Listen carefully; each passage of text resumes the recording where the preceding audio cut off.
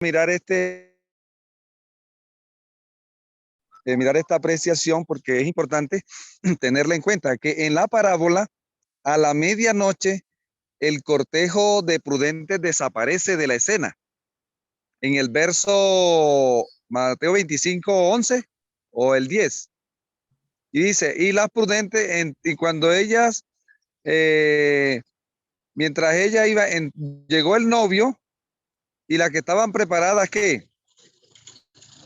Entraron Claro, con él a la a la boda. boda, al lugar santísimo. O sea, Sí. ahí se ve implícitamente que ahí se abre la puerta del Santísimo y luego el Señor viene y cerró la puerta. Ahí está implícitamente el cierre de la puerta del lugar santo. Entonces, en ese contexto, a la medianoche desaparece el cortejo del novio con las prudentes, ¿sí o no? Sí, porque Desaparece de la escena, porque ya, luego el novio le habla a las insensatas, no os conozco. Bueno, entonces lo que quería resaltar es que en la primera visión de Ellen White, que recibió en diciembre de 1844, aparece el novio y el cortejo que van rumbo a dónde? Van rumbo a la novia. Van rumbo a la novia, a la Nueva Jerusalén. O sea, en ese contexto, la primera visión es la continuación de la parábola de Mateo 25. O sea, si usted une la parábola de Mateo 25 con la primera visión, tiene el cuadro completo, porque en la visión, en la parábola entran con él a la boda. ¿Sí? En la visión entran con él a la Nueva Jerusalén. Amén. En la parábola, el clamor de medianoche está adelante, porque con el clamor de medianoche entran con él a la boda. En la visión, en la primera visión, el clamor de medianoche, ¿dónde está? Detrás. Atrás. Detrás. Entonces quería que unieran, que hagan esa dinámica, ese ensamble profético para tener un cuadro completo. O sea, lo que yo entiendo es que el Señor vino 1813 años después a terminar la parábola. Entonces, la puerta que se cerró allí en Mateo 25 es la puerta del lugar santo. es correcto. Entonces la parábola tuvo su cumplimiento profético perfecto en 1844. Sí, está bien. Era lo que quería compartirles. Para esto está tremendo, hermano. Y la segunda visión ayuda, que fue la que leyó el hermano Armando. La segunda visión de Ellen White, ¿cuál fue? La recibió en febrero de 1844. ¿Ya? 45. Perdón. En febrero 1845. de 1845 recibe la visión del novio. De paso, se llama la visión del novio. La que está en el capítulo 10 de Primeros Escritos se llama la visión del novio. Así se conocieron a los adventistas antes de ser adventistas del séptimo día. El nombre con el cual los conocieron también fue los adventistas del novio, porque ellos hablaban de la parábola, de la parábola, de la parábola y finalmente les pusieron, a ustedes los vamos a llamar adventistas del novio, porque hubieron unos que rechazaron este concepto y se volvieron con otros nombres. ¿Listo, hermanos? Quería dar esa acotación allí para que lo tengamos en cuenta. Muy bien. Entonces, hermano, si usted une la parábola, la primera visión y la segunda visión, tiene un cuadro completo, minucioso, con detalle de esto de la puerta abierta y la puerta cerrada, unido con el capítulo 6 de Primeros Escritos. Que fue, sí, capítulo 6. Sí, el capítulo es muy diciente, es muy importante. Yo lo quise registrar ahí para que lo podamos comprender de una mejor manera. ¿Me escuchan, hermanos? Adelante, hermano Álvaro. A ver, ¿y a dónde fue el cortejo? ¿A dónde entró a la final? Finalmente, al lugar santísimo, hermano. Por la fe entró al lugar santísimo para empezar la boda. ¿Con quiénes entraron allí? Allí entraron Las las prudentes. vírgenes, las vírgenes, las Las vírgenes las prudentes, dieron al ¿cierto? Cordero. Allí entraron las vírgenes prudentes, ¿cierto? Sí. Las que tenían aceite. Las que tenían las lámparas y el aceite. La iglesia, Exacto, sí. la iglesia adventista Y Las son que las tenían, hermano, perdón, las que tenían lámpara y aceite. Exacto, Y sí. aceite extra. Aceite El extra, señor White pues. en la segunda visión, ella dice ¿Y que qué, los que entraron fue el pueblo adventista. Ajá. y qué de ese pasó? momento.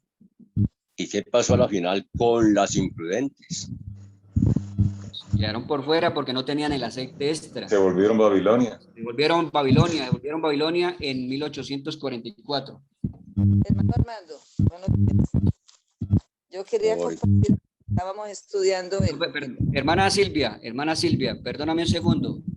Hermano Álvaro, Sí, continúe, hermano Álvaro. Hermana Silvia, perdóname un segundito. Hermano Álvaro, por favor, continúe.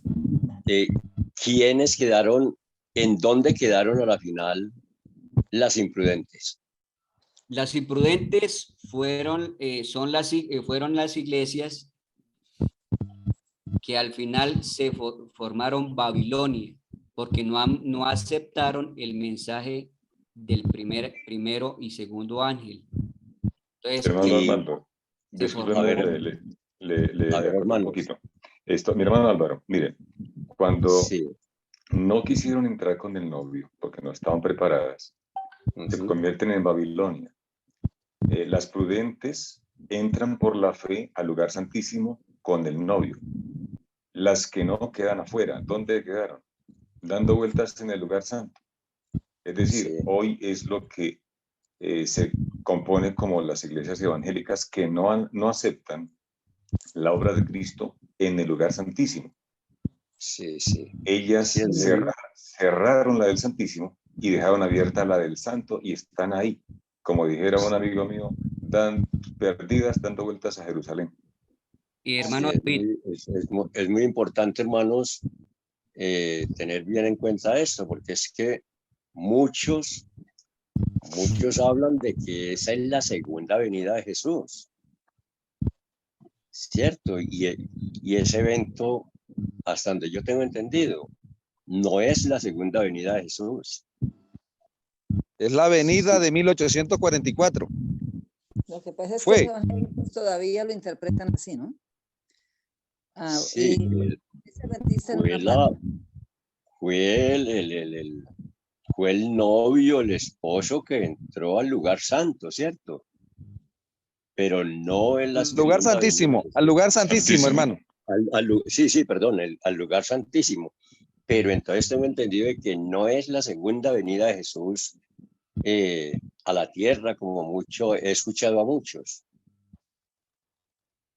No sé si estoy Así equivocado. es, ¿No? hermano, así es. Y el capítulo que estamos estudiando hoy del libro El Gran Movimiento Adventista sí lo declara, ¿sí? Ajá. ¿Alguno tiene ahí hermano Armando, usted tiene ahí la parte del libro?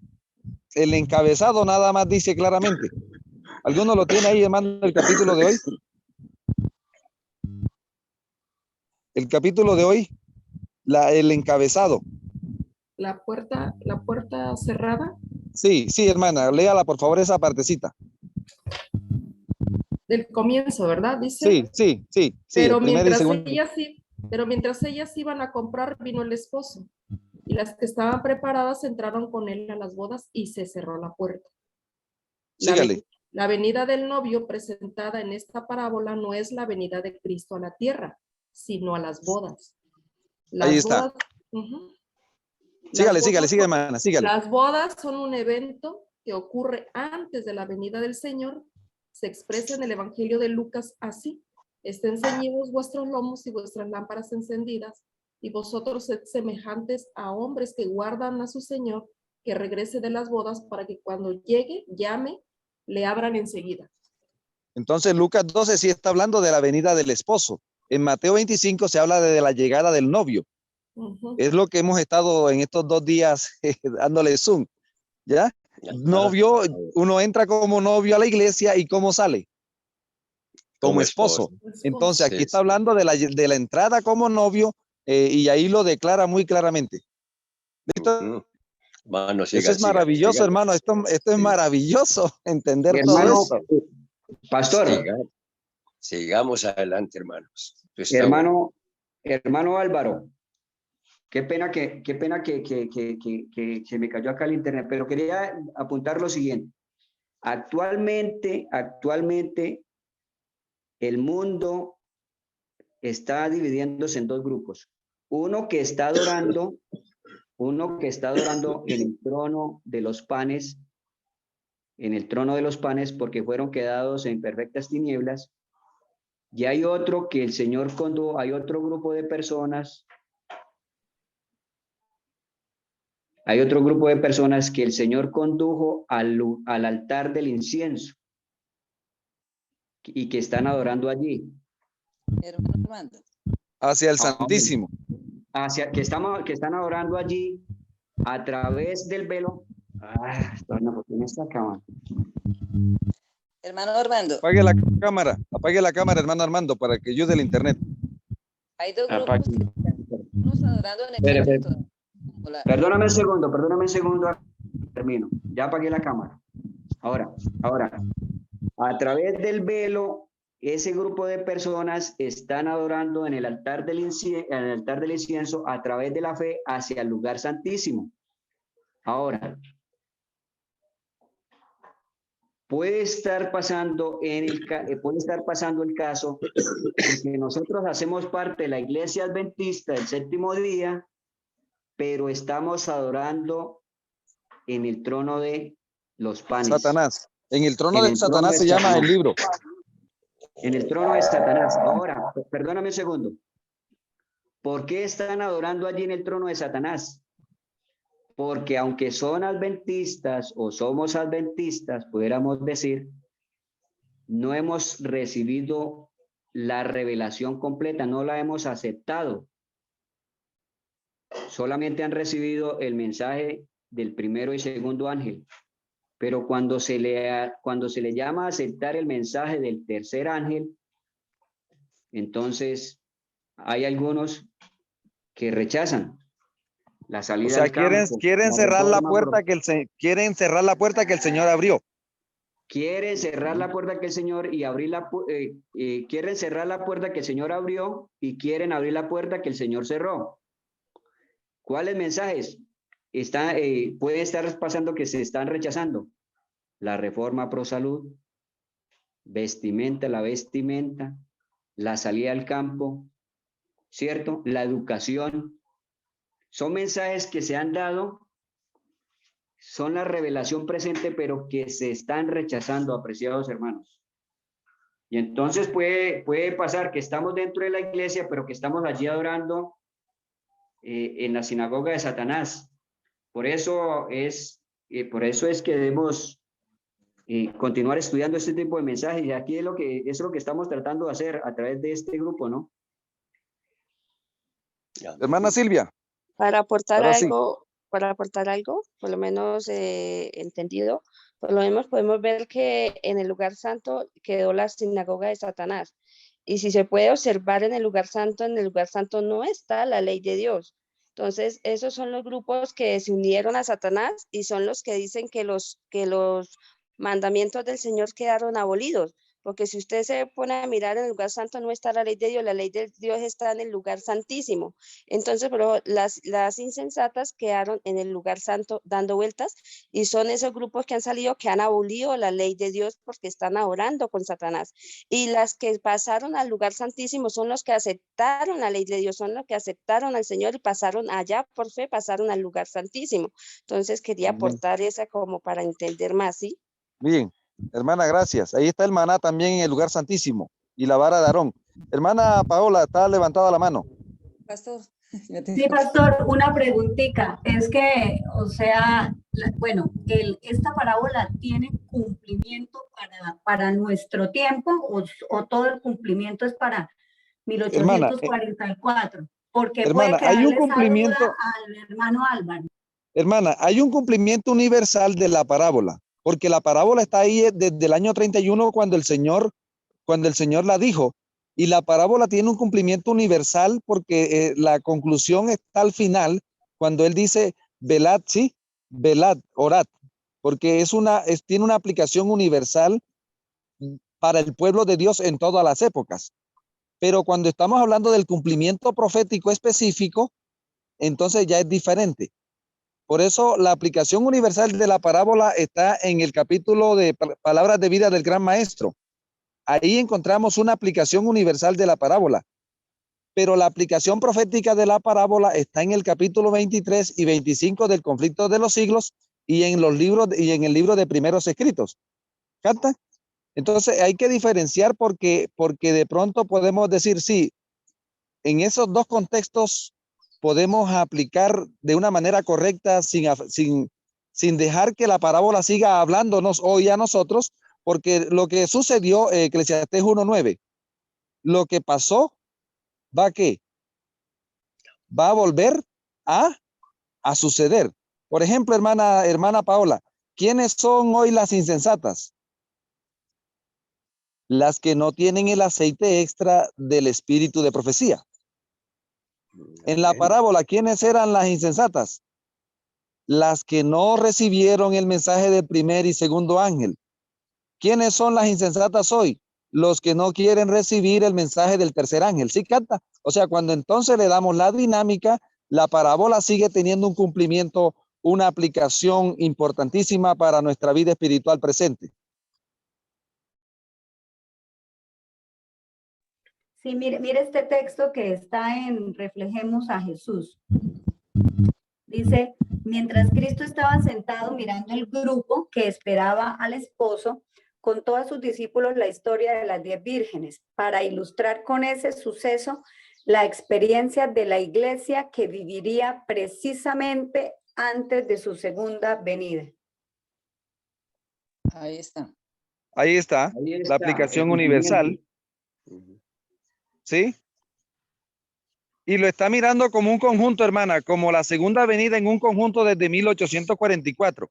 O sea, está cubriendo no solamente lo que concierne a la segunda venida como la podemos estar aplicando a los momentos previos a la segunda venida, sino a todo ese movimiento que se iba a levantar en el fin del tiempo, ¿sí? Sobre todo desde el Santo al Santísimo. O sea, ahí está cubriendo con lo que está diciendo todo lo que estamos cubriendo aquí con lo que estamos diciendo nosotros. ¿Sí me entiende, hermana? Sí, refiriéndose al tiempo del fin, ¿no, pastor? Exactamente, ¿sí? Como un todo. Porque entonces si no hacemos si no cubrimos, porque lo que estamos en el fin del tiempo. Pero la parábola está hablando en esa transición, todo lo que concierne y que nos va a llevar definitivamente ¿a qué? A la segunda venida del Señor, ¿sí? Sí. Sí, yo tengo una pregunta para el hermano Armando. ¿De dónde saca él que, bueno, dónde está pues escrito que el padre se traslada el 23 de septiembre de 1844 al lugar santísimo? Bueno, toca, hermano Armando. Pastor, hay una cita aquí en Primeros Escritos, capítulo 2, visiones subsiguientes. Dice, el Señor me dio la visión que describo a continuación de 1847 mientras los hermanos estaban en reunión. Referente, dice, vi un ángel que rápidamente volaba hacia mí, me llevó en un momento a la tierra, a la santa ciudad, y ahí vi un templo en el cual entré. Antes de llegar al primer velo, pasé por una puerta, se levantó aquel velo y entré al lugar santo, donde vi el altar del incienso, el candelabro, con las 7 lámparas y las mesas de los panes, de la proposición. Después que contemplé la gloria del lugar santo, Jesús levantó el segundo velo y entré al lugar santísimo. Ahí había un arca, cuya parte superior de los lados estaban recubiertos de oro purísimo. Esa es la parte de ¿cómo se llama? La explicación que estaba dando el hermano Armando en cuanto en el momento en que Jesús pasa del lugar santo al lugar santísimo y de los La que puerta quedan cerrada. postergados, en el lugar santo. Hermana, lo que pasa, hermana Paola, es que hicimos un estudio, el hermano David y el hermano Luis, y estuvimos trabajando con cuando salió lo de Baloyes. que Baloy estaba este ministro que empezó a tirar por tierra todo lo que tenemos como adventista y como verdad presente. Y entonces hicimos un estudio en el grupo y ahí está grabado el tema. Todo eso está grabado en el canal, hermana. De que pasó el padre el 23 de septiembre y todo esto, eso es un estudio ya de otro nivel, de otro tema, pero es interesante entender con detalles estos asuntos, ¿sí?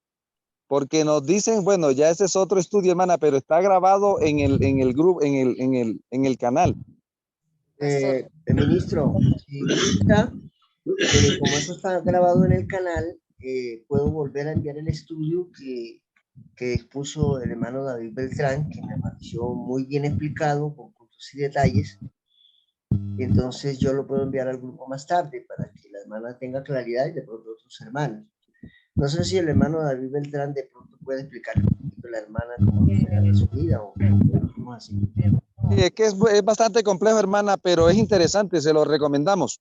Hay Bueno, creo que hay como 3 temas en el canal sobre el mismo tema. Yo se lo resumo en 2 minutos a la hermana. Lo que sucede es que el 10 de Tishri, que es Yom Kippur en hebreo, el 22 en octubre de 1844, el 10 de Tishri, que es Yom Kippur en hebreo, era el 23 de septiembre.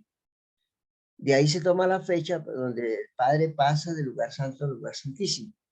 Y el 22 de octubre de 1844, que viene a ser el 9 de Hesban, que no es Yom Kippur en hebreo, es Yom Kippur en un año deficiente que se llama año en Bolismar, agregando 29 días. Entonces el 22 de octubre también es un segundo Yom Kippur, ya, pero en Bolismar. Y eso era lo que explicaba el hermano Beltrán. Como dice el ministro Oscar Muñoz, como es un tema complejo, él lo explica con puntos y detalles, y entonces mirando el video lo va a entender mejor. Gracias, hermanos. Hermana Paola, cuando uno lee el libro de Primeros Escritos, dice que el Padre se levantó de su trono y pasó tras el velo y se sentó allí. Y la profecía dice, entonces, allí hay una pequeña demora. Y eso nos da por entendido, o nos da a entender, de que primero pasa el Padre y tiempito después pasa el Hijo. Y la sierva del Señor dice que ella lo vio, que estaba de pie delante del Padre y que lo vio con sus vestiduras sumos sacerdotales. Pero sí, desde luego, esta es una lo que Aplicación mencioné, ya. que causa de pronto inquietudes, pero desde luego ese tema ya lo estudiamos, lo vimos, y como se ha mencionado, está grabado, se va a publicar para que se pueda entender, para recordar nuevamente, y eso es bueno. Sí, hermano Armando, y en el video que expusimos ese día, presentábamos los 3 testigos bíblicos y del Espíritu de Profecía que corroboran exactamente esa dinámica, ¿no? Que el Padre entra en un tiempo diferente para preparar la boda o el juicio para que el Hijo entre después. Daniel capítulo 7, Mateo 22, Mateo 25 y en el libro de Primeros Escritos, bajo el título El fin de los 2300 días. ¿Hay una manito levantada? Es el capítulo número 10 de Primeros Escritos. Sí. Hay 3 manos. Hermana Silvia. Hay 3 manos levantadas. Ahora son 4. No, 3. Pastor, una aclaración. El hermano decía que el Señor, cuando pasó, iba a pasar al lugar santo, el lugar santísimo, pasó por un trecho y dejó lo de Dios en el altar incienso.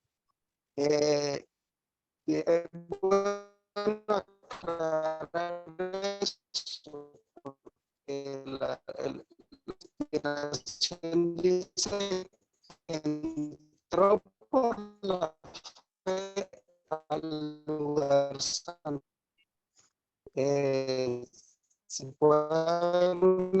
oración, por favor. Aló. Sí, sí, Pastor, sí. yo quisiera decir algo antes de retirarme porque es que me tengo que retirar porque tengo Diga, alguna hermana. lo que la hermana Paola preguntó, pues el Señor tuvo siempre en el cronograma profético hay sus tiempos y sus fechas, ¿cierto? Para 1844, para cumplimiento de la profecía de los 2300 tardes y mañanas, había una fecha determinada.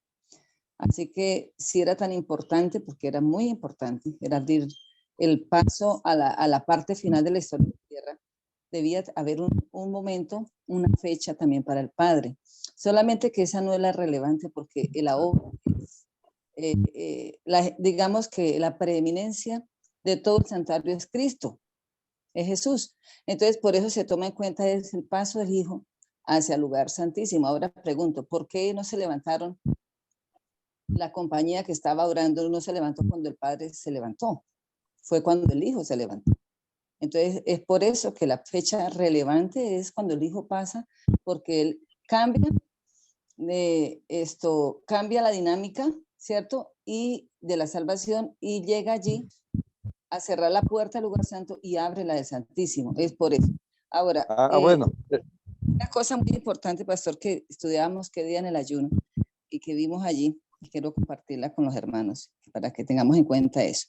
De cuando termina la parábola en Mateo 25, están las insensatas, cuando vinieron después de ir a comprar el aceite y comenzaron a decir, Señor, Señor, ábrenos. Mas él respondió, de cierto digo que no os conozco. Y les dice, velad pues, porque no sabéis el día ni la hora en que el Hijo del Hombre ha de venir. O sea, es una advertencia tanto para las insensatas como para las prudentes. Me llamó la atención esto porque la cuestión del día y la hora, ¿cierto? El día y la hora sí la van a saber las prudentes, en el momento que el Señor ha determinado en la profecía. Pero para las insensatas no será esto posible. ¿Ya? Lo dice,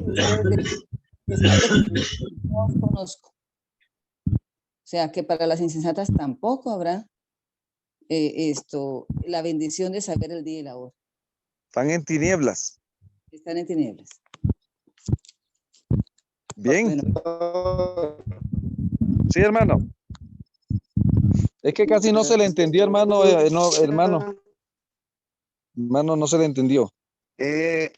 No se le escucha, mi hermano. Yo, Debe escribirla mejor la pregunta, que no se le escucha. la señal acá es bien malita. Tiene mala señal. Para los hermanos que desean saber Ahora sí, cómo se llama. o sigue Sí, mal. sí. Aló. Sí, hermano, sí, ahora sí, hermano. Bueno, Sígale, sí. hermano. Hermano Nafer. Habláis todos. Quería pues que el hermano aclarara el punto en que, o usted, pastor, que cuando nuestro Salvador pasa al lugar santísimo, él dice que deja al pueblo en el altar del incienso y pasa al lugar santísimo. Sí. Entonces, la inspiración nos dice que por la fe ellos Sí. pasaron al lugar santísimo. Claro, hermano. No Sí. podemos.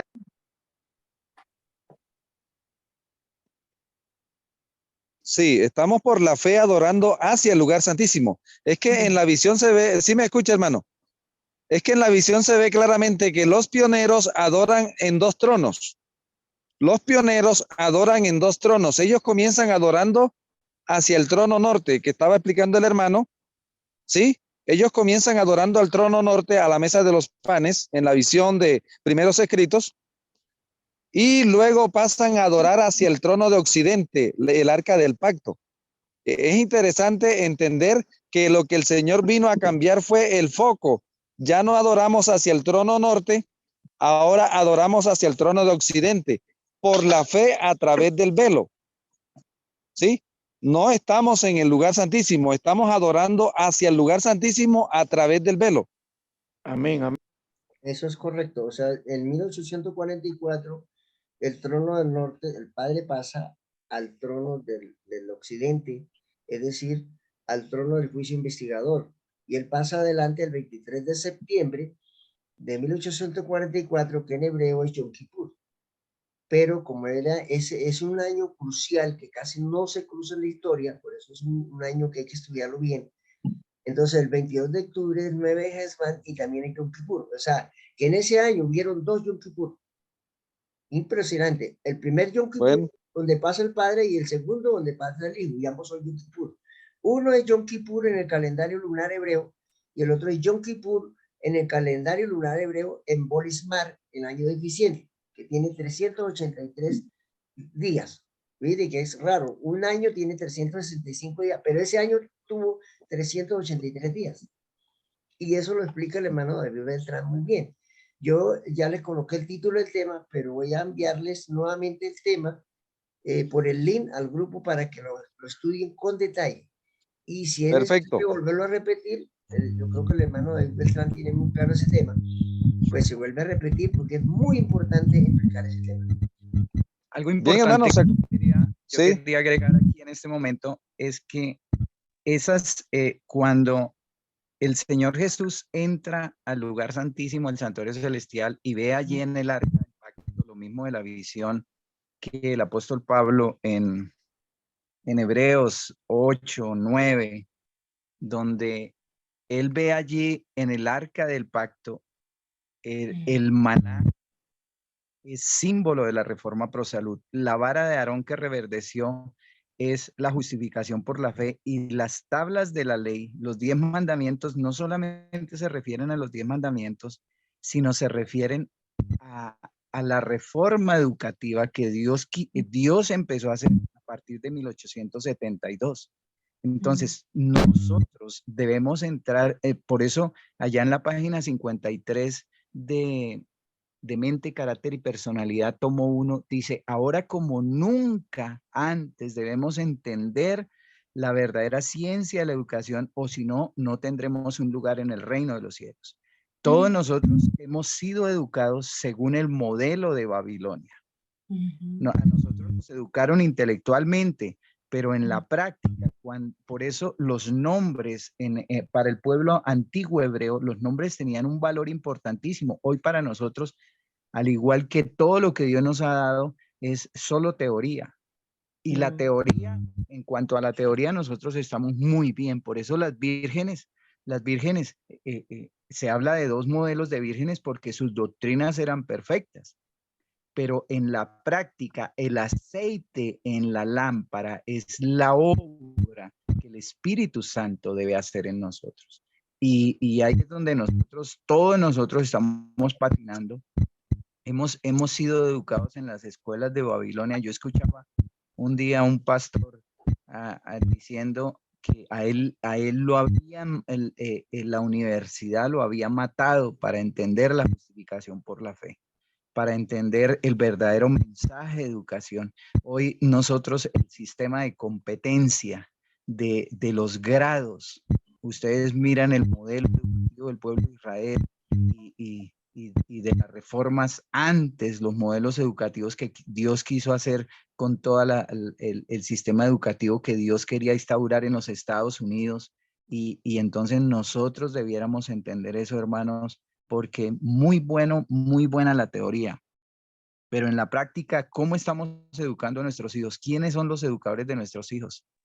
Entonces, ¿dónde están las escuelas que se están levantando? Nosotros vemos que Martín Lutero y Melanchthon, cuando empezó todo ese movimiento de reforma, creó sus propios libros de texto, sus propias escuelas, porque él sabía que si no modificaba la educación, la reforma se iba a caer. Pero ellos colocaron a un profesor que el tipo era solo intelectual, y empezaron a traer todos los libros, los clásicos, y acabaron con el modelo educativo. Hoy como nunca antes, nosotros necesitamos entrar en la praxis del evangelio. lo que es la experiencia de entender eso. Y eso es estar por la fe en el lugar santísimo. Es porque estar en el lugar santísimo es victoria sobre el pecado. Victoria Amén. en todo sentido. Es Amén. victoria en todo sentido. Y entonces eso era lo que quería compartirles. Bueno, hermanos, ya que terminó hermano Armando, hermano Álvarez, hermano Alejandro, diríjanos en oración para terminar el postre. Oramos. Querido Padre, gracias te damos porque tu palabra es una luz que nos está llevando a través de la oscuridad de las escenas finales de este mundo, y queremos agradecerte por ella, Señor, agradecerte porque tenemos suficiente luz para no errar. Ayúdanos para que podamos tener una experiencia práctica en la aplicación de estas verdades a nuestra vida. Límpianos de todos esos conceptos que hemos traído de Babilonia, de toda esa teoría, de la basura que hemos traído del mundo, y ayúdanos para que podamos tener mentes puras, corazones limpios, para que en este santo sábado, en esa visita semanal que nuestro Salvador nos hace, podamos relacionarnos de tal manera con Él, a través de su palabra, a través de la oración, a través de la meditación y de la contemplación de las cosas celestiales, que podamos ser llenos de su Espíritu, para que podamos, Señor, saber en quién hemos creído y poder ser el mayor argumento en favor de la verdad. Bendice a cada miembro del grupo, Señor, ayúdanos para que mientras estamos en esta tierra podamos ser un testimonio vivo y eficaz de la verdad que hay en nosotros. Gracias porque hoy tú quieres derramar tu Santo Espíritu sobre nosotros. Ayúdanos a estar limpios, a ser vasijas limpias, dispuestas a la lluvia celestial. Gracias por bendecirnos. Dirígenos en este día en todas las actividades. Oramos por tu iglesia, Señor, para que abras el entendimiento de cada pastor, de cada laico, de cada ministro, y podamos entender el tiempo tan solemne en el cual estamos viviendo y el deber que tenemos de hoy presentar un así dice Jehová, y también de estar predicando la verdad presente. Gracias por escucharnos. Agradecemos todo esto y lo rogamos en Jesucristo, Señor nuestro. Amén. Amén. Hermanos,